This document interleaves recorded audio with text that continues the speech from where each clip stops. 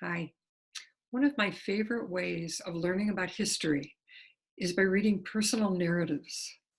Narratives about people who have lived through difficult times, pioneer women going from the East Coast and settling the West, enslaved people, people who have lived through repressive regimes. That's how I like to learn the history about those periods because it feels more real to me than people who are interpreting what happened. And I'm going to read this note to myself here. I read an interview with a man named Herbert Brown, Braun, at the University of Virginia, who's teaching a course called The Individual and Society.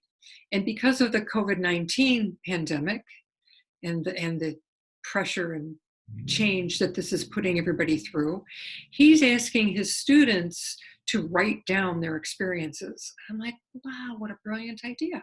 Why didn't I think of doing this? So, to write down what they're going through, to write their personal narratives for two reasons.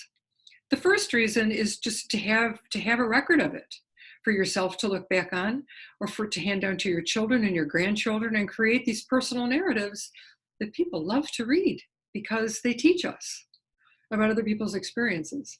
And the other reason is for yourself. Well, the personal narrative is for yourself too, but so that you can start asking questions.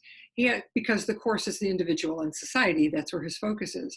But we writers like to explore, and you get to explore from a different perspective when you're under this kind of pressure, this kind of stress.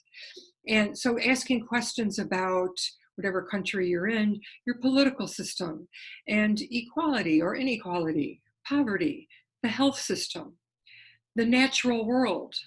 You can ask all these kinds of what art is coming out of it, and start asking questions and journaling and exploring those themes and issues, which will also probably become part of your personal narrative.